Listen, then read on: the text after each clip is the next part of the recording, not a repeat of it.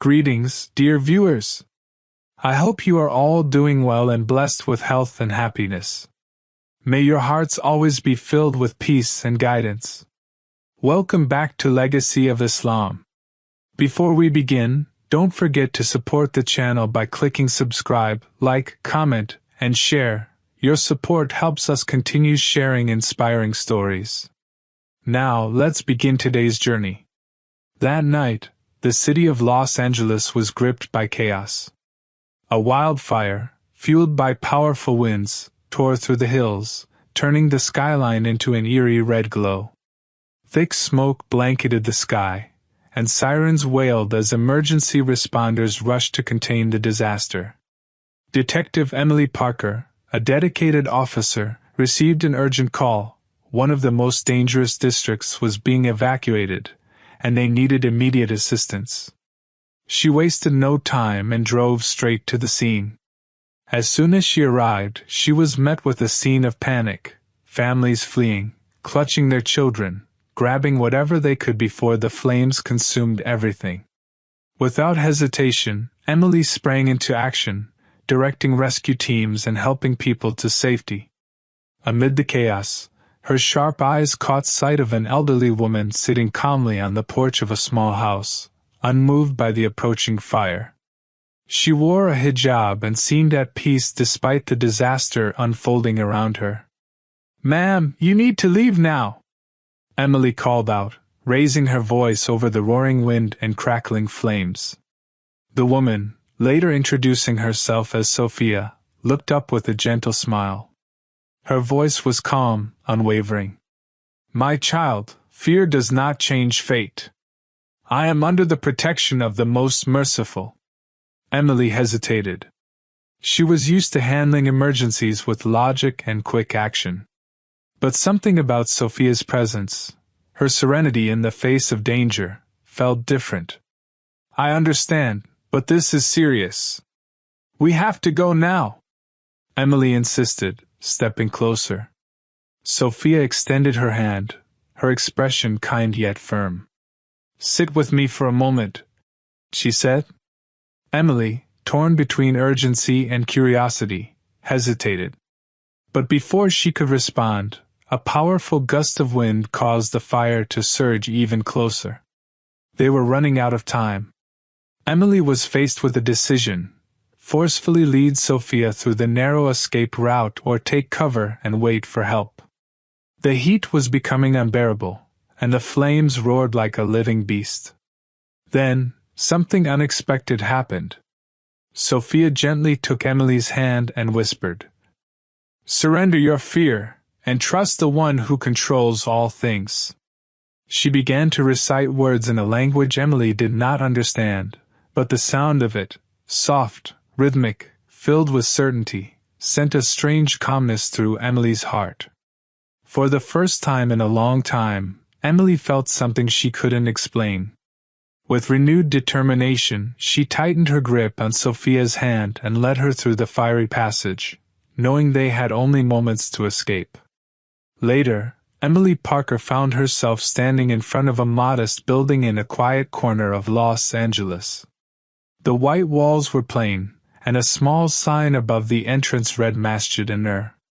It wasn't grand or imposing, but something about it seemed to call her.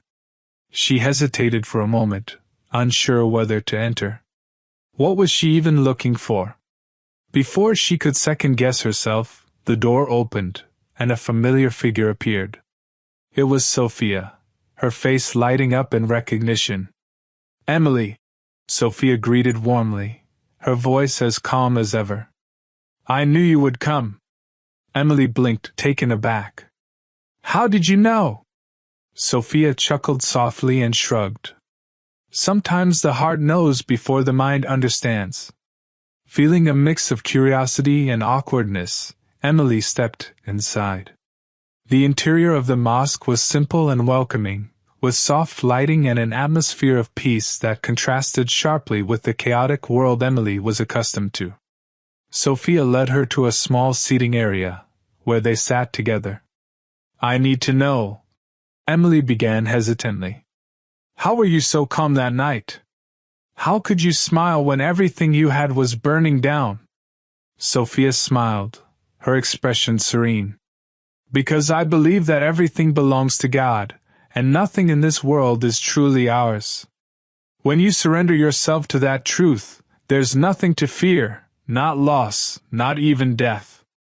Sophia's words struck a deep chord in Emily. They weren't just words. They were a perspective that challenged everything Emily thought she knew. For hours, they talked, and Sophia shared the basics of her faith, Islam. She spoke of submission to God, trusting in His plan, and the peace that comes from knowing there's a purpose behind every trial. That evening, Emily left the mosque with more questions than answers, but she also felt something she hadn't in years, a sense of peace. In the weeks that followed, Emily returned to the mosque, not as a believer, but as someone searching for answers. She attended lectures, asked questions, and joined community events. Sophia and others at the mosque welcomed her with open arms, never pressuring her but always willing to share their faith. But outside the mosque, things weren't so simple. At the police station, Emily's newfound curiosity about Islam didn't go unnoticed. Her colleagues began whispering behind her back, and some, like her partner Mike, weren't shy about voicing their concerns. "Emily, what's going on with you?" Mike asked one afternoon as they sat in their patrol car. "What do you mean?" Emily replied, feigning ignorance. "You've been different, reading about Islam, visiting mosques. You know how people are going to see this, right?" Mike's tone was sharp, almost accusatory. Emily sighed, turning to face him. "I'm just trying to understand something, Mike. Something I can't ignore anymore." Mike shook his head. "Just be careful. People don't like what they don't understand." Despite the attention at work and the doubts swirling in her mind, Emily found herself drawn deeper into her exploration of Islam. One evening, Sophia handed her a small Quran. "Read this," Sophia said gently. "Not with your eyes, but with your heart. Let it speak to you."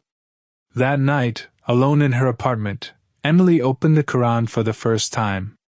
The words seemed to leap off the page, speaking directly to her soul. Verses about creation, justice, and the purpose of life resonated with her in a way she couldn't explain. By the time she closed the book, tears were streaming down her face. For the first time in years, Emily Parker fell to her knees, not out of despair, but in a desperate attempt to connect with something greater than herself. She didn't know how to pray, so she simply spoke from her heart, asking for guidance and clarity. That night, Emily realized her life was about to change in ways she couldn't yet fully comprehend. She stood at the edge of a new path, and though it was uncertain and fraught with challenges, she knew she couldn't turn back. The days after Emily's quiet prayer were filled with turmoil, both external and internal. She felt a profound sense of peace that had eluded her for years, but the world around her seemed to be moving faster than ever. Her colleagues at the police station grew increasingly curious and skeptical about her change in behavior. One morning, as Emily entered the break room, she found Mike standing by the coffee machine, his eyes narrowed in thought. "Emily, what's really going on?" Mike asked bluntly, as if he could no longer hold back. "You've been acting strange lately. People are talking. You're spending so much time at that mosque. What's it all about?" Emily hesitated, her fingers curling around the handle of her coffee mug. "Mike, I can't explain it all in one sentence. But I'm changing. I'm learning something. Something new. Something that makes sense to me in ways I never expected." Mike looked at her, a mixture of concern and disbelief in his eyes. "So you're telling me this is about religion? About Islam?" Emily nodded, her voice quiet but steady. "Yes, it is. But it's not just about religion. It's about peace. I've never felt this at ease with myself before." Mike scoffed, shaking his head. I don't get it, Emily. I know you, and I know you've always been about logic and facts. How can this make sense to you? You're a cop. You've seen things that'll shake your faith in anything. Exactly, Emily replied softly. And maybe that's why I need this. Because the world is broken, Mike. And this is the only thing that has shown me how to fix what's broken inside of me. Mike didn't reply. He just walked away, his back stiff. Emily watched him go, feeling the weight of his disappointment. But it was a weight she knew she had to carry. Her faith was no longer something she could hide. A few weeks later, after a long shift, Emily found herself standing in the small prayer room at the mosque. She had come to a decision. Sophia and the imam were waiting for her. I'm ready, Emily said, her voice trembling. The imam smiled gently. Are you sure?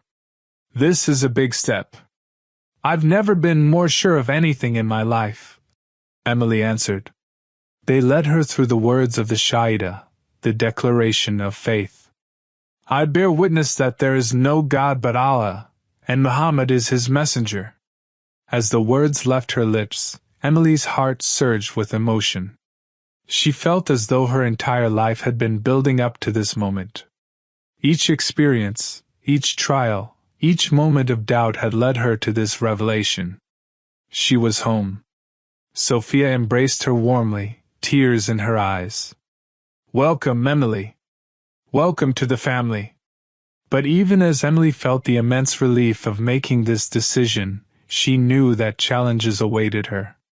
The world outside didn't always understand her journey, and that included her colleagues. The very next day at work, Emily was greeted with a tense silence. Her partner, Mike, didn't speak to her at all. The rest of the team was awkward, avoiding eye contact.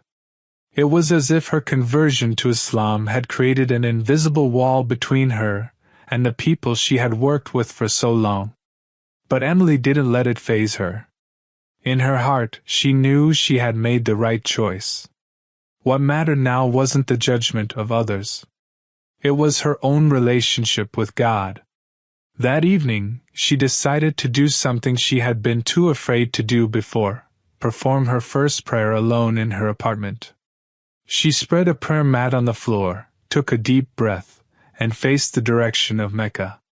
Her hands shook slightly as she raised them to say the takbir. Allahu Akbar. The words felt strange on her tongue, but they also felt like a key turning in a locked door. Sarah moved through the motions of prayer, the bowing and prostration, and when she lowered her forehead to the ground in sujud for the first time, something inside her broke open.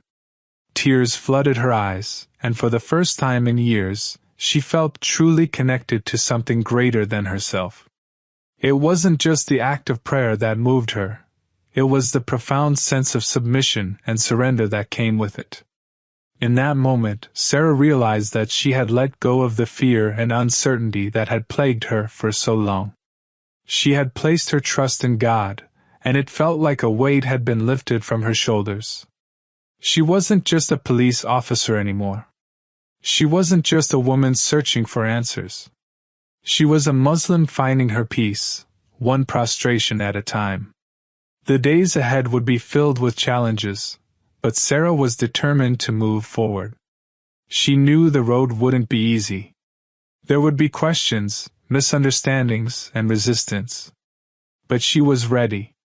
She would use her position as a police officer to bridge the gap between the Muslim community and the larger world, to prove that Islam was not the enemy but a source of peace and justice.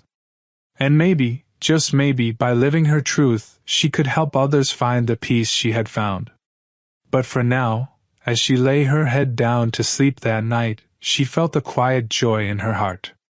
She had found her path, and with every step, she was closer to understanding the purpose that had always eluded her. I had embraced Islam in my heart, but I lacked the courage to speak the truth aloud. I prayed in secret, fasted in silence, but when my faith began to show through my actions, captivity and torment became my fate. If I fasted, my husband would force himself on me. If I resisted, I faced insults and violence. I knew that if the truth about my Islam was revealed, this house would become my grave. But how long could I hide? How long could I endure? Come, let me now tell you the true story. Even if my real parents had known, they would have never spared me. My mother-in-law had given me some household tasks before leaving for the nearby temple. As I prepared tea, I stood there, anxious about how I would manage to go to my room now. The day was nearing its end, and my heart pounded with worry. Gathering courage, I quickly took the tea and rushed towards my room.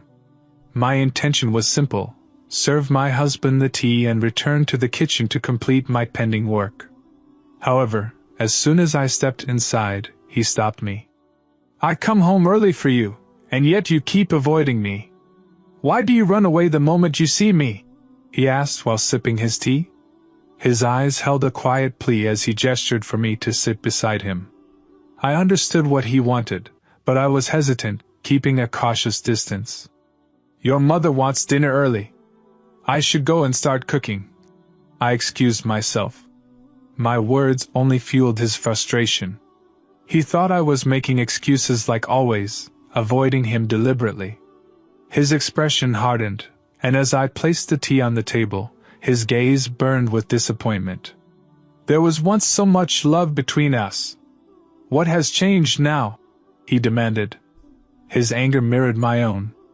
It wasn't his fault either. Ours was a marriage of love, built on acceptance, flaws and all. A year had passed, and our bond had only strengthened. We were yet to have children, but that had never been a concern for us. Yet, after what I had done, getting close to him had become an impossible task for me. My husband's thoughts spiraled into suspicion. He believed I was losing interest in him, that perhaps someone else had taken his place in my heart. I knew his fears were justified, but how could I make him understand the truth? No matter how much I tried, my silence only deepened his doubts. That evening, his frustration turned into an iron grip on my wrist. "You're not going anywhere," he declared, his voice firm. Despite my pleas, he refused to let me leave the room. His persistence terrified me. The more I recoiled, the more suspicious he became. I knew he had started coming home early just to keep an eye on me. Despite my refusals, he would force his presence upon me, demanding intimacy that I was no longer ready to give. It all started the day he returned home earlier than expected for some urgent work. I was in my room, scrolling through my phone when he entered. The suddenness of his arrival startled me. I instinctively switched off my mobile and hid it. But he had already seen my actions. His eyes narrowed in confusion. "What was that? What are you hiding?" he asked. I shook my head, my voice steady yet defensive. "You're misunderstanding. There's nothing in my phone that I need to hide." He tried to take my phone, but I had already locked it. Frustrated, I attempted to leave the room, but he blocked my way. "Tell me the truth," he demanded, his anger escalating. As he moved closer, my fear took over. "Please don't," I whispered, backing away. My hesitation did not go unnoticed. His mind raced with doubts, his heart burdened with suspicions. I couldn't help but laugh bitterly at the irony. Pushing him away, I tried to mask my turmoil. My behavior confused him even more. He loved me, and yet I was slipping away. He had every right to wonder why. And so, his insecurities took over. Convinced that I was distancing myself for another man, he stopped listening to me altogether. His demands turned into force, his desperation into control. No matter how much I cried, he refused to believe that I was telling the truth. That night, I buried my face in my hands and sobbed silently, my husband watching me in growing frustration. That one mistake, hiding my phone, had planted a poisonous seed of doubt in his heart. From that day onward, he would come home unexpectedly, demanding his rights, questioning my loyalty. Each time, I found myself breaking a little more. I feared that one day, in a moment of blind rage, he would misunderstand everything and shatter our relationship beyond repair. I wanted to explain my helplessness, to make him understand. I longed for his support, knowing that if there was anyone in the world who could stand by me through every difficulty, it was my husband. But the truth I carried was so heavy, so terrifying, that I couldn't even bring myself to tell him. Every day, he would force himself on me, convincing himself that as long as I resisted, he would persist. "I will come home whenever I want," he would say with confidence, dismissing my fears. When I tried to shame him, he would become furious. "You are my wife. You cannot stop me. Why do you pull away from me after a year of marriage?" he demanded. "Either fix your thinking, or this will continue." He was convinced that he could bring me back to the way I was before. But no matter how much I wanted to, I couldn't share the truth with him. It was no longer something I could keep hidden. If our daily struggles had remained between us, maybe things wouldn't have escalated. But now, my mother-in-law had noticed. One morning, as soon as my husband left for work, she called me aside. Her voice was sharp with anger. "It has only been a year since your marriage, and you have already started showing your true colors," she accused.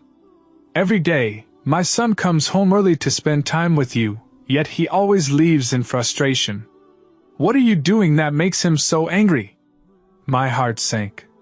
My husband's doubts had now taken root in my mother-in-law's mind as well. If I kept hiding the truth, things would spiral further out of control. "You're misunderstanding, Amma," I said carefully.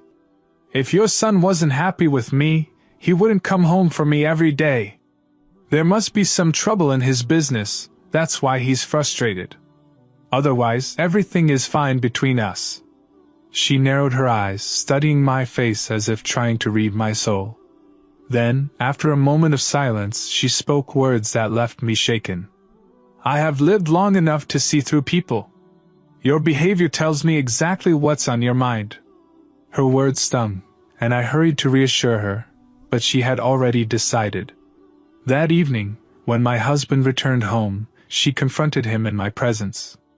"What kind of a man are you? You can't even control your wife.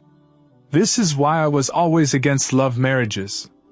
Girls who choose their own husbands always end up fooling them." Her words left me speechless. I expected my husband to stand up for me, to correct his mother's misconceptions. Instead, he turned to me with questioning eyes, full of doubt. Tears welled up as I saw the suspicion in both of their faces. My mother-in-law had drawn her own conclusions. She believed my husband wanted a child, and I was refusing to give him one. I remained silent, realizing that she yearned for a grandchild for her only son. She had started visiting temples daily, praying for a grandchild, but she had never said a word to me. Now, every night, the echoes of my husband's forcefulness and my muffled cries seeped through the walls. My mother-in-law grew angrier with each passing day, convinced that I was deliberately denying her son what he wanted. But she did not know the truth.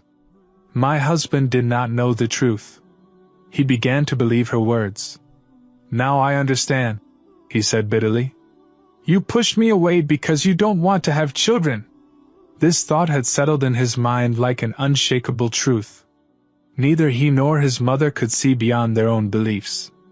Meanwhile, I grew weaker and more helpless, unable to find the courage to speak the truth. Every day, I told myself to be brave, to gather my strength and end this misunderstanding. I even considered leaving the house if that was what it took. But every time I looked at my husband, I lost my resolve. I couldn't imagine a life without him. And so I waited, hoping for a moment when I could finally reveal everything. I was waiting for my husband's anger to subside, hoping that if he ever spoke to me in a good mood like before, I would finally have the courage to tell him the truth. The truth that my heart had truly changed. I was born in a Hindu village in India, and until my marriage, I followed the Hindu faith. I loved my husband, we got married, and I was happy in our life together. But now, I had embraced Islam. One day, while watching videos on my mobile, I came across a lecture by Dr. Zakir Naik. In that video, he was answering a Hindu boy's questions in great detail. I found it incredibly intriguing. There had always been aspects of my religion that left me puzzled. I often wondered, how could a God, who cannot even give himself a form, be the one who created us? If we are the ones making these idols with our own hands, then who is the true creator that gave us our beautiful form?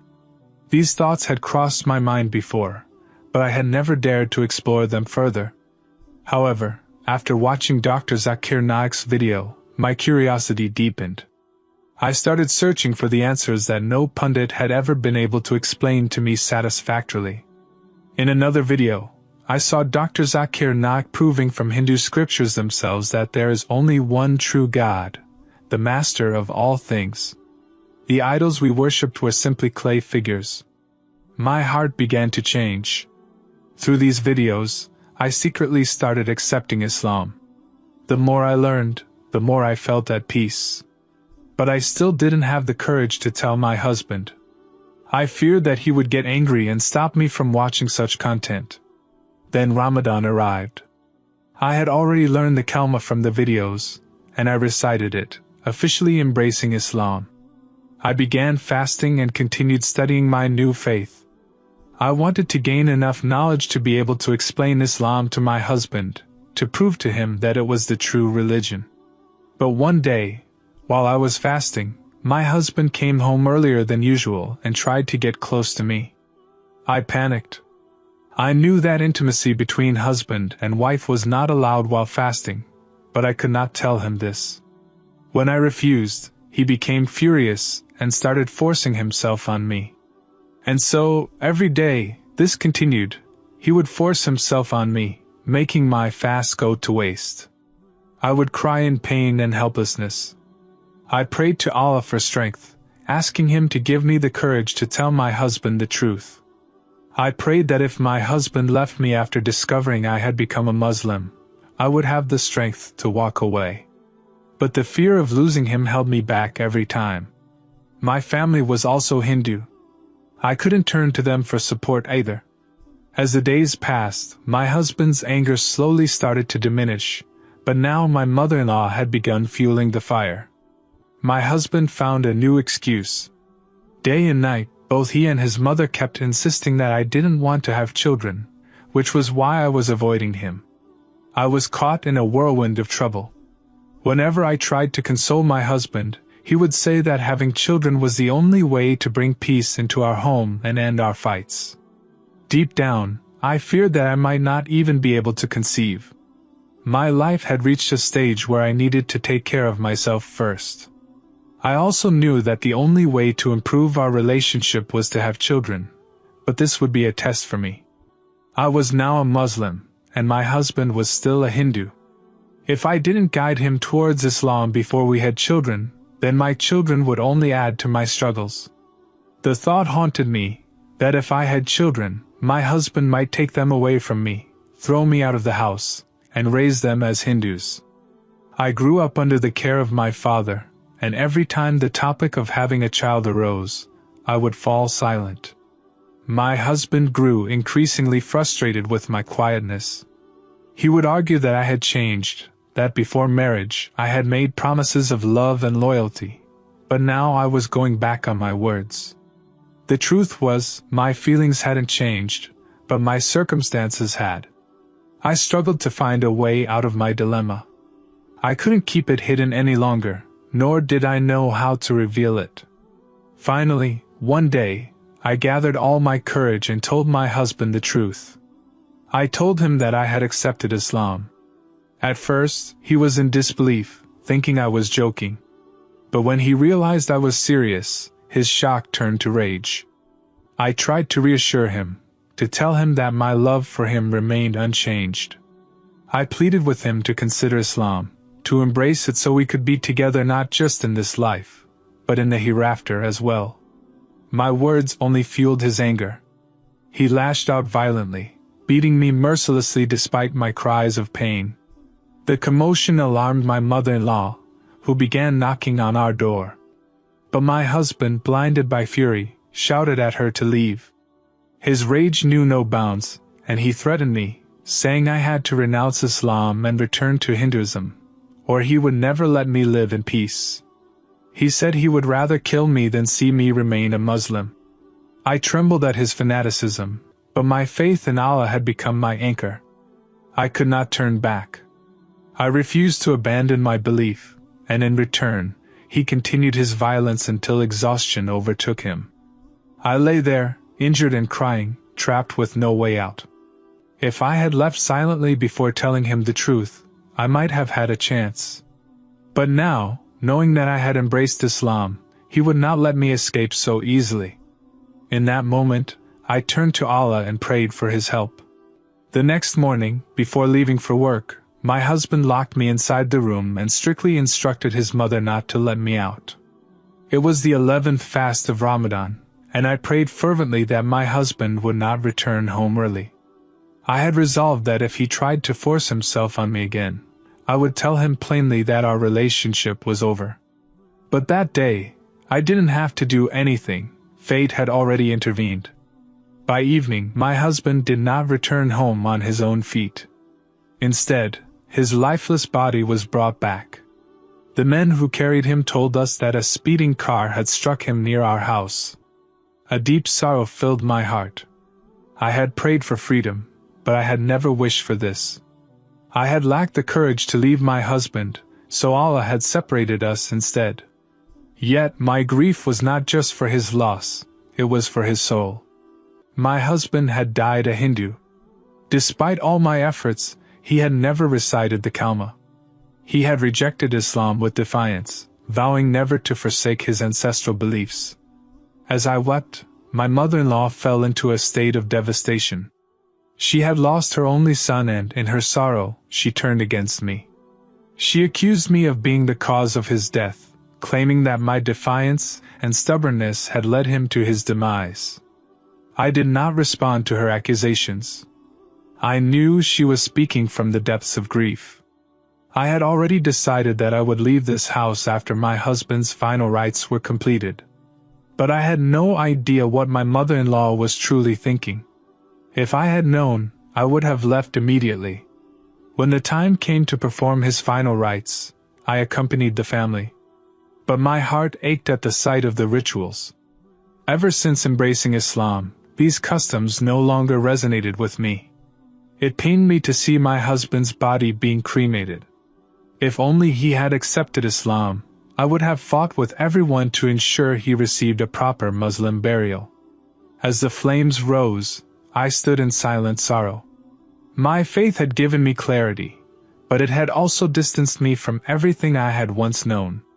And now, standing there, I realized that this was just the beginning of my journey.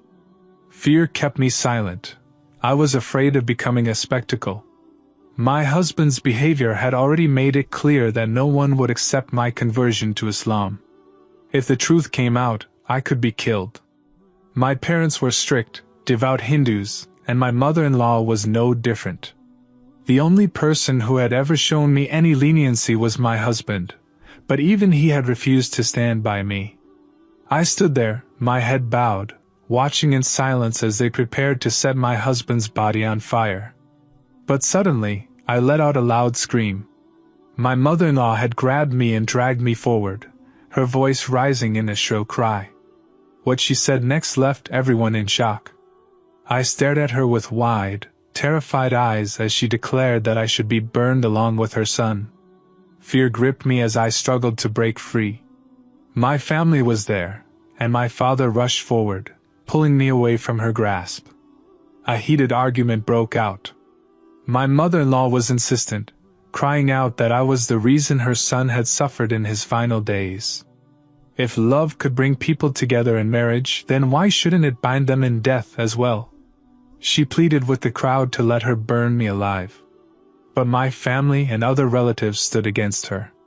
They reasoned with her, telling her that what she was asking for was wrong. They reminded her that, had her son been alive, he would never have wanted such a thing. Despite their words, she remained unmoved, staring at me with sheer hatred in her eyes. I had thought her reaction was driven by grief, that she was mourning the loss of her son and blaming me in her sorrow. But the look in her eyes told a different story. This wasn't just grief, this was something far more dangerous. Eventually, after much persuasion, my mother-in-law relented and fell silent. Once the funeral was over, she invited everyone back to the house. She was an excellent host, ensuring that all the guests were taken care of. When they finally left, she turned her attention to my parents. They were uneasy after witnessing her earlier outbursts, but when she apologized profusely, claiming she had lost control in her grief, my father softened. He decided to stay for a couple of days, reasoning that it would be unkind to leave a grieving mother alone in such a large house. Over the next few days, my mother-in-law treated me with unexpected kindness. She took care of me, doting on me like a beloved daughter. Her behavior left me confused. When I hesitated, she lowered her gaze and, with a sorrowful voice, said, "Forgive me. I lost myself in my son's death. He was always telling me how much you changed. He seemed so unhappy, and I let my grief cloud my judgment. I should not have blamed you." I listened in silence as she spoke, her words laced with regret. Seeing her remorse, I felt pity for her. She asked for forgiveness, and I gave it, believing that she was truly heartbroken. I tried to convince her that I had never betrayed her son, that she had misunderstood everything. She nodded and assured me that she believed me now. At that moment, I thought she was simply a lonely woman, overwhelmed by grief. I had no idea that this was all just an act. As my parents prepared to leave, I packed my belongings, ready to go with them. But before I could take a step, my mother-in-law suddenly clung to me, sobbing. "Don't leave me," she pleaded. "After my son's death, I have no one left." I hesitated, torn between fear and uncertainty, as my mother-in-law pleaded with me to stay. "Do not leave me now," she said, her voice trembling. "Your presence will give me relief. This house is as much yours as it is mine. You are my son's wife, and you will inherit his property. Please do not abandon your home." Her words stirred a storm of emotions within me. I had embraced Islam, a truth I had kept hidden. Returning to my parents' house was no longer an option. If they discovered my conversion, they might imprison me just as my husband had tried to. Staying with my mother-in-law, despite her past hostility, seemed like the only way to avoid immediate danger. Perhaps, I thought, with time, I would be able to visit my parents occasionally, and in this house, at least, I could pray in peace. My parents, however, were motivated by greed. Upon hearing that my husband's property was now in my name, they readily agreed to leave me with my mother-in-law and departed without hesitation. Once the house was empty, my mother-in-law withdrew into her room, locking the door behind her. I, too, went to my room, the room I had once shared with my husband. As I sat there in solitude, memories of him flooded my mind. Love does not simply disappear with death. I worried about his afterlife, about his soul. If only I had more time, perhaps I could have guided him toward Islam. But his fate was sealed, and now, I turned my prayers toward my parents and my mother-in-law, hoping that Allah would guide them. Days passed in uneasy peace until I began noticing strange behavior from my mother-in-law. I often caught her staring at me from the kitchen doorway, her eyes dark with something I couldn't quite place. The moment I turned to look, she would avert her gaze. A creeping sense of dread settled over me.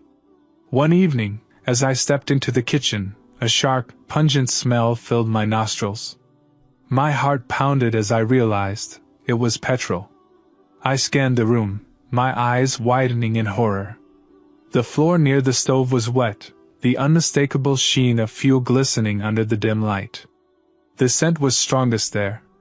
My breath hitched as understanding dawned. If I lit the stove, flames would engulf the kitchen within seconds, trapping me in an inferno.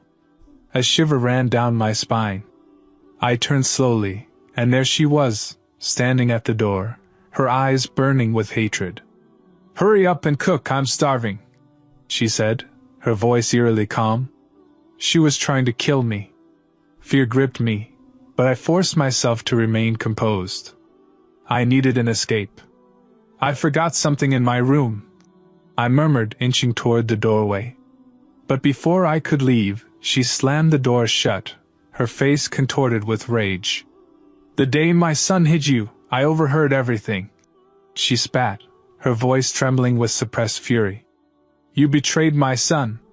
You abandoned your faith. You should have been the one to die that day, not him." Tears streamed down her face, but there was no grief, only vengeance. "I should have ended this sooner," she seethed. "I stayed quiet after his death, but I won't any longer. If I let you live, your family might forgive you for leaving your faith. But I won't. I will only find peace when you've paid for your betrayal." As she spoke, she filled a vessel with water and poured it over the petrol-soaked floor, momentarily distracted. Seizing the chance, I threw the remaining water over the stove area. Too late, she realized what I had done. With a snarl, she flicked open a lighter and tossed it into the kitchen through the window. Flames should have erupted, but nothing happened. The petrol had been diluted. Her eyes widened in disbelief, and in that moment of hesitation I acted.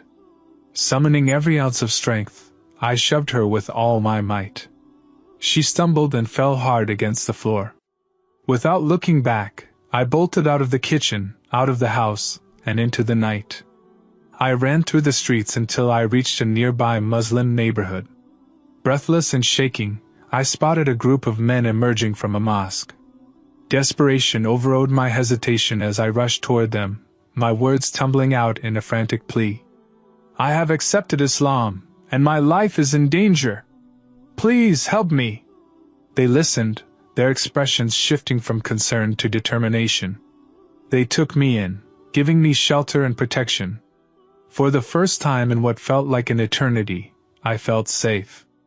Now, I am preparing to marry a Muslim man who will cherish and respect me. But the fear lingers. I do not know when my mother-in-law or my own family might find me. I do not know what fate they have in store for me. All I can do is pray. May Allah guide them. Ameen. Today, we're going to tell you the story of a girl who left her Hindu faith and embraced Islam. But this is not just a story of a change in faith, it's about the countless trials and sacrifices she faced in her life. Every step she took was filled with love, struggle, and sacrifice. So, are you ready to uncover the truth behind her journey? How will you feel after hearing her story? Watch the video till the end, and if you find her story inspiring, don't forget to subscribe to our channel.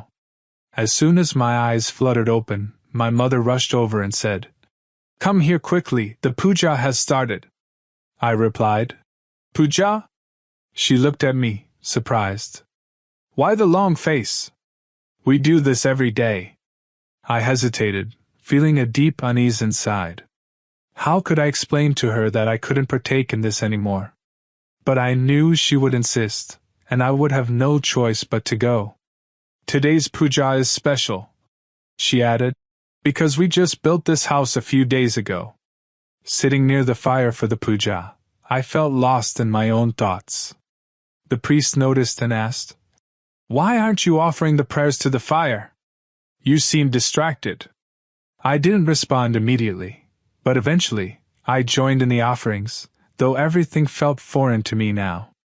When I moved forward to receive the tilak, I sensed something off. The priest wasn't focused on me, his eyes shifted downwards, and I felt uneasy. I instinctively placed my hand on my chest and took a step back. There was something unsettling in the way he looked at me. He was young, likely taking his father's place as the old priest was ill. He mentioned to my mother, "Your daughter seems distant these days." My mother, concerned, replied, "She doesn't even pay attention to the prayers anymore. We've always done this to start our day, but now, I don't know where her mind is. She just keeps reading some book." The priest inquired. Which book? I replied. It's just my study material. He continued. Her mind seems preoccupied. Perhaps she's lost in something. This week, we'll do a special puja just for her. You'll have to bring her early in the morning when the temple is less crowded. I felt a knot in my stomach. I didn't want to participate in any of it. The puja he was referring to was for girls whose minds were distracted, intended to bring them back to the right path.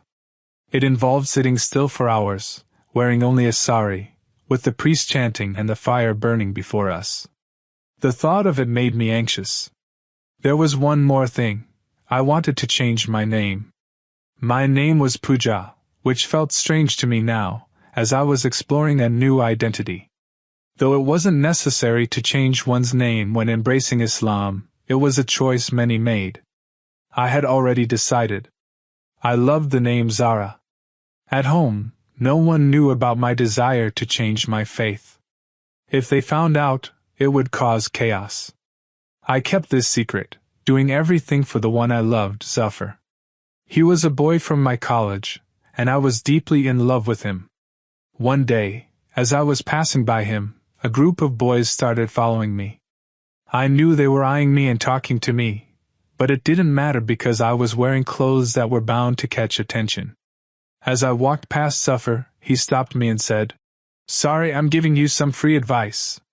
If you continue dressing like that, people like them will keep following you.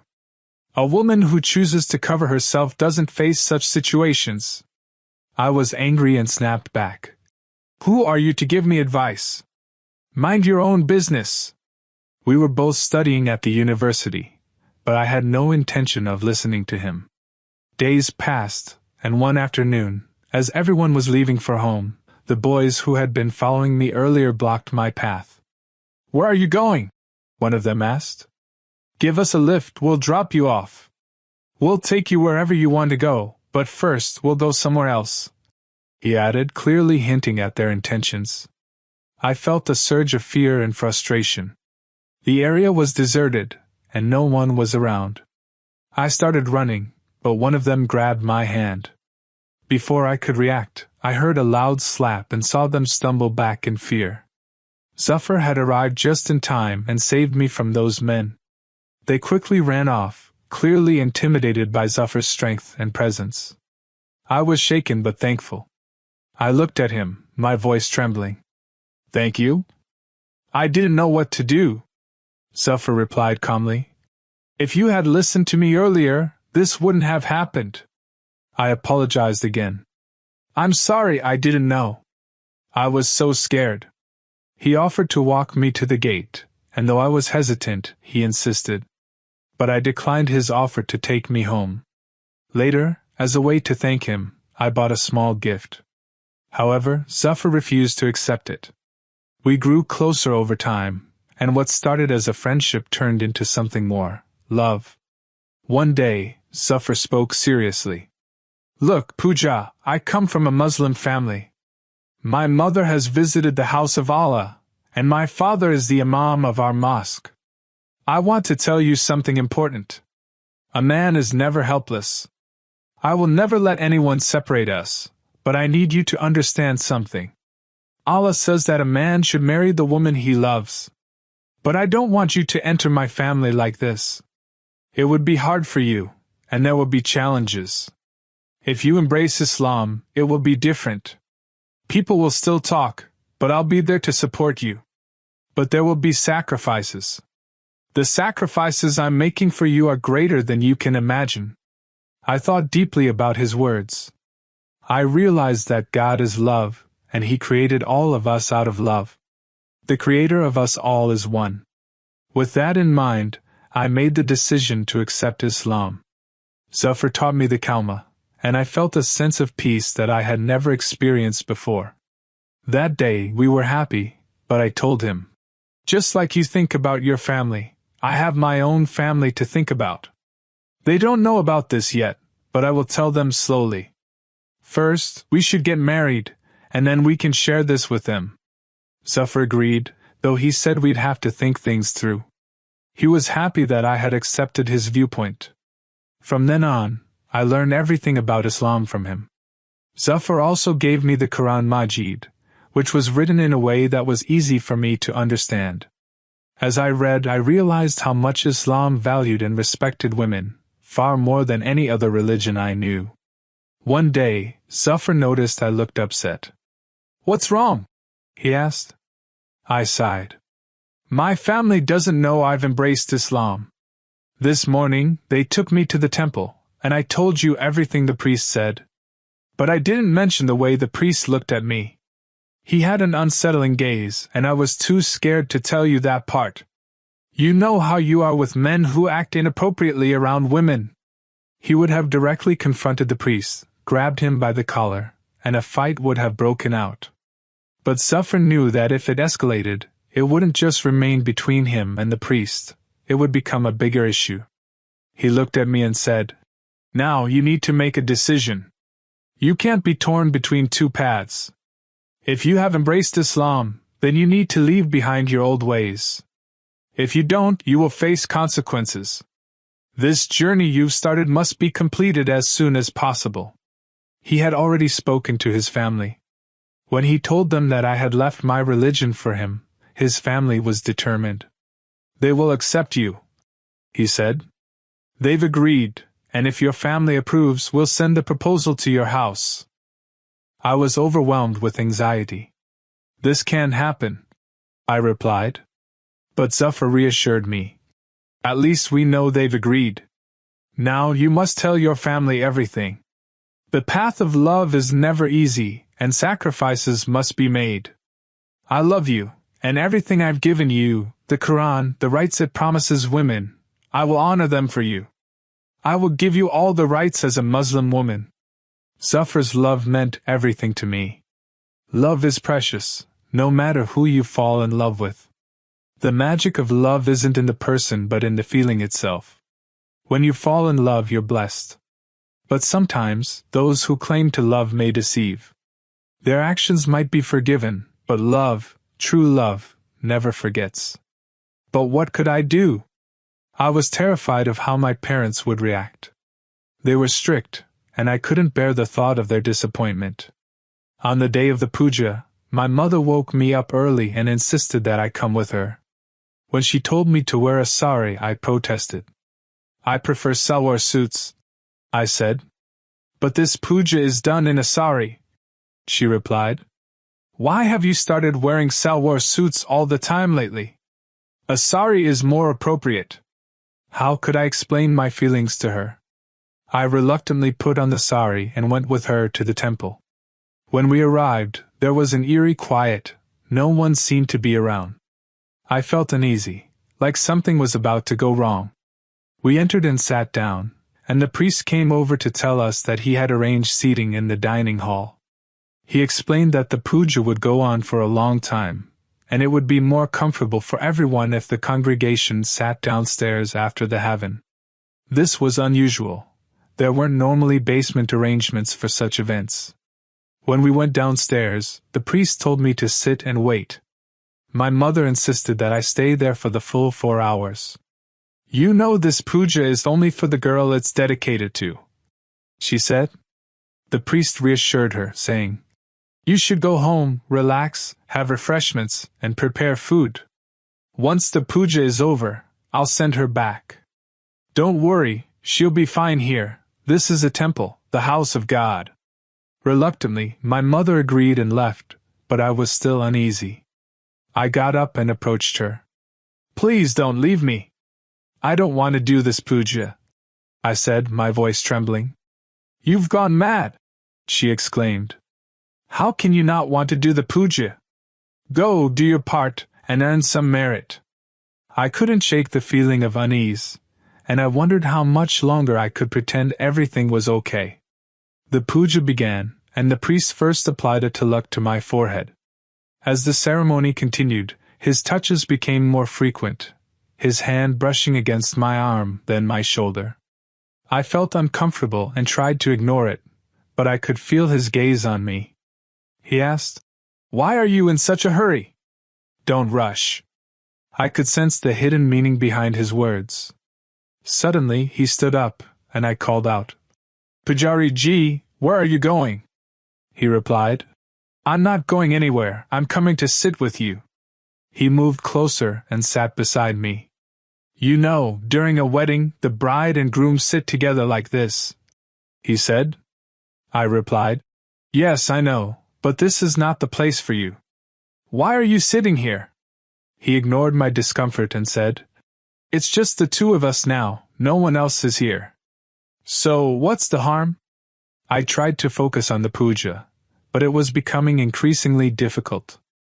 I told him, "The puja is over, I need to leave." He responded, "No, the puja isn't finished yet.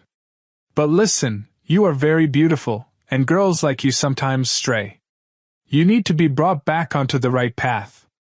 He held my hand, then tried to touch my arm, making me feel trapped. I quickly withdrew, standing up. "What's wrong with you?" he asked. "This is a great honor for you. We priests and Brahmins rarely touch people, and when we do, it's a blessing for you." I could feel a wave of disgust rising in me.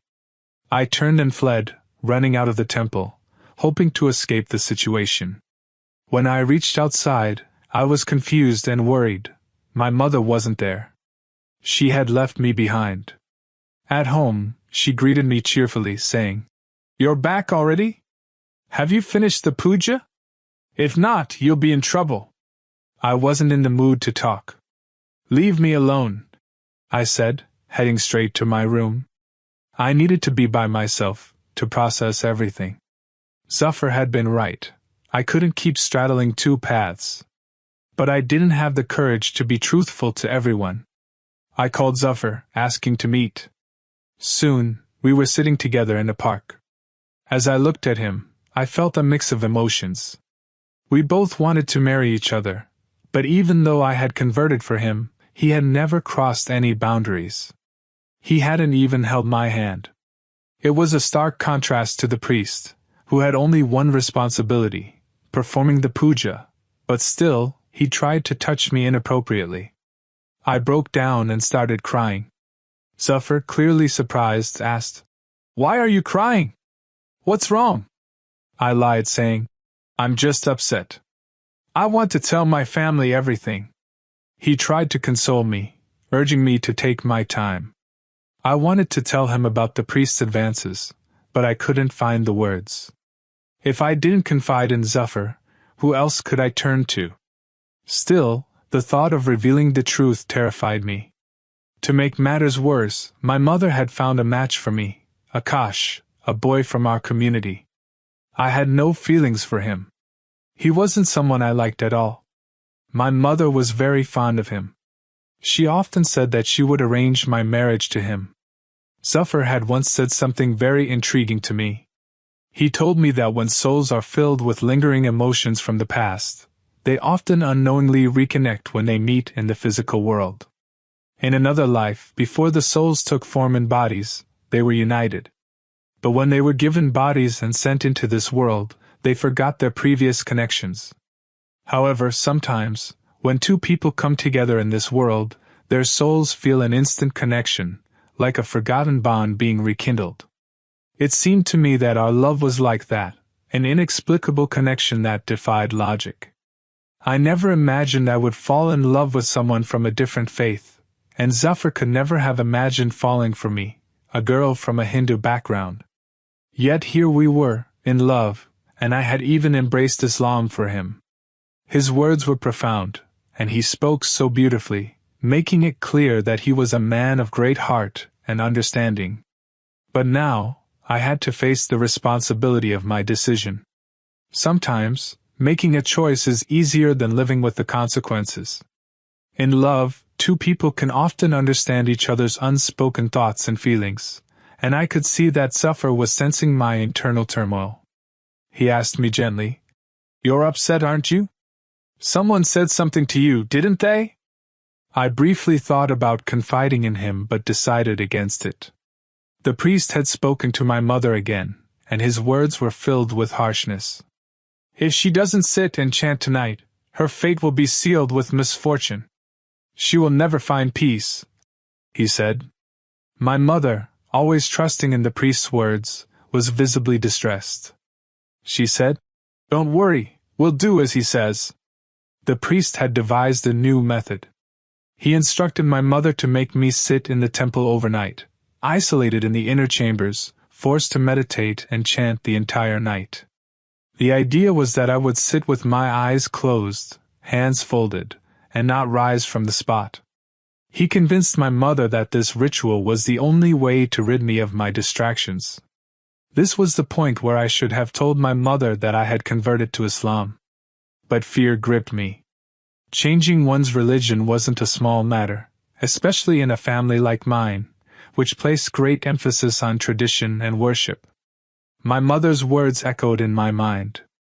"You will sit and pray all night, or you will see my wrath." I stood torn between my love for Zafar and my duty to my family.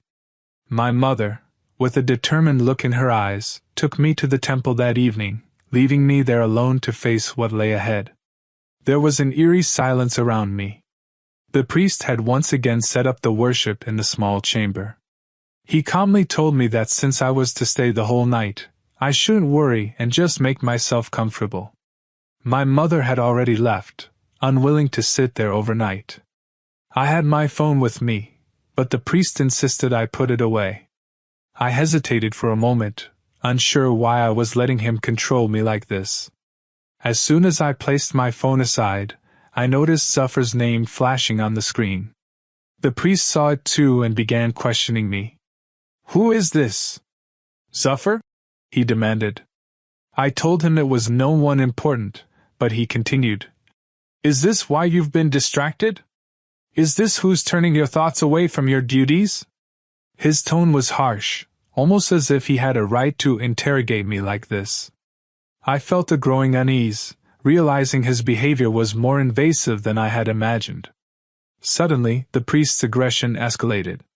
When Zafar called again, the priest snatched my phone, cut the call, and threw my belongings aside in a fit of rage. He glared at me, his words full of venom. "Girls like you, you're ruining everything, and now I'll make sure you'll never forget this."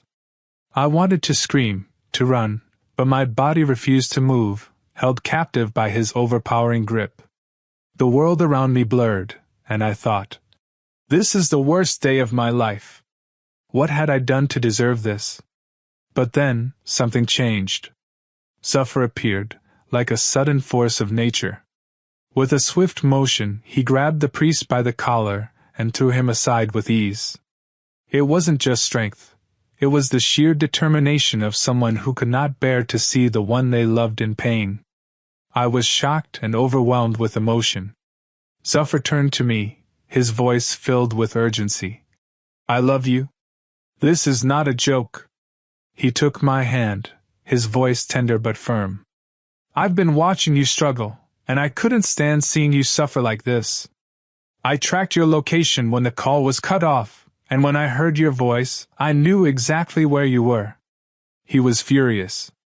I could see the anger in his eyes, but more than that, I saw how much he cared for me.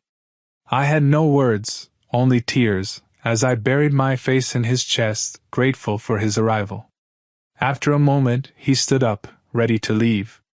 I was confused as he led me away, asking, "Where are you taking me?" He responded, "You've put yourself in a situation you can't escape from, and I'm here to fix it." As we approached my house, I grew anxious, unsure of what would happen next. "You can't come in," I protested. But Zafar was determined. "Your fear has kept you trapped. Today, that fear ends." When we entered the house, my family immediately noticed Zafar. The tension was palpable. My heart raced as I approached my mother, only to be met with rejection. My mother, her face filled with anger, pushed me away. "Why did you bring her here?" she demanded. "She is no longer our daughter. To us, she is dead. Don't expect anything from us. We want nothing to do with her." I stood there, crushed and broken, my world unraveling around me.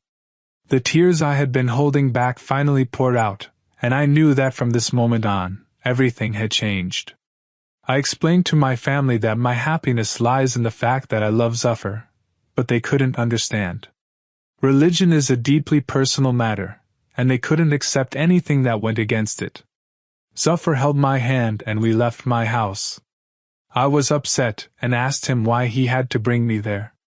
We could have done the nikah outside without involving my family. He told me that it was necessary to tell them the truth, or things would only get worse. Don't worry, he reassured me. One day, they will understand. We got married, and when I arrived at Zafar's house, I thought his family might criticize me. But instead, they welcomed me with open arms. They said we would hold a celebration after a few months to let everyone know we were married. Zafar's mother took great care of me, offering me food and clothes. I began to feel at peace in his home. Despite everything, I kept trying to convince my parents, but they still refused to accept me. I wondered if what I did was right. I had embraced Islam for Zafar, but over time, as I studied the faith and witnessed Zafar's gentle nature, I realized that my conversion wasn't just for him, it was for Allah. Now, I find peace and happiness in Islam. However, I miss my parents dearly. My heart aches because they refuse to speak to me or pick up my calls. I wonder if taking such a drastic step for love was truly justified. Although I've found peace and happiness in Islam, the longing for my family remains. Please share your thoughts with me in the comments section, and don't forget to subscribe to our channel for more true, heart-touching stories every day.